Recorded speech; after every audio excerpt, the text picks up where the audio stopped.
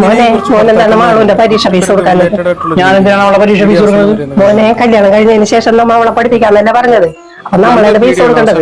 ഞാൻ അതിനുള്ള ഫീസ് കൊടുത്ത് പഠിപ്പിക്കാന്നല്ല പറഞ്ഞത്.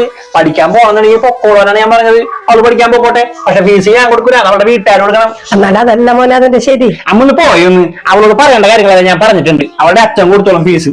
മക്കളെ പഠിപ്പിക്കണേ അച്ഛനമ്മമാരുടെ ഉത്തരവാദിത്വം, അല്ലാണ്ട് ഭർത്താവിനല്ല. നമ്മുടെ കാര്യം നോക്കി പോയെ. ഇത്ര നേരമായിട്ട് കാണില്ല. നീ ആരെങ്കിലും നോക്കണേ? ഞാൻ മാളുവിന്റെ കാര്യമാണ് പറഞ്ഞത്. സാധാരണ അവൾ വന്ന സമയം കഴിയുന്നത് എന്താണ് വൈകണത്? അതല്ല, ഇന്നൊക്കെ ശമ്പളം കിട്ടുന്ന ദിവസമേ.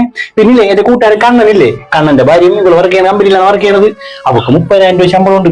ഇവക്കാണ് അവളേക്കാൾ മൂലത്തെ പോസ്റ്റാണ്. അപ്പൊ എങ്ങനെയായാലും 40,000 രൂപ ശമ്പളം ഉണ്ടാവുന്നതാണ് അവൻ എന്നോട് പറഞ്ഞത്.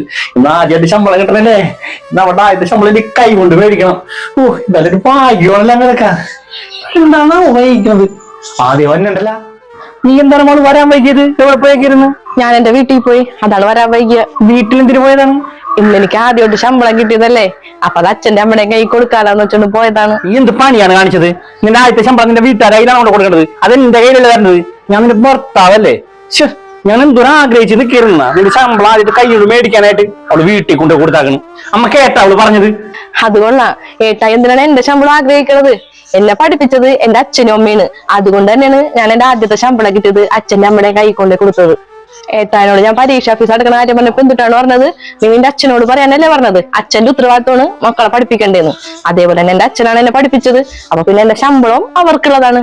ഇന്നല്ല, ഇനി എല്ലാ മാസവും അതെ എന്റെ ശമ്പളത്തിൽ നിന്ന് ഒരു പങ്ക് ഞാൻ എന്റെ അച്ഛനും അമ്മക്കും കൊടുത്തിരിക്കും. ബാക്കി പൈസ ഞാൻ എന്റെ അക്കൗണ്ടിൽ ഇടുകയും ചെയ്യും. അമ്മോട് പറഞ്ഞു കേട്ടോ. അവള് പറഞ്ഞതാണ് ശരി. മോനെ മിണ്ടണ്ട, കേറിപ്പോക്കോ.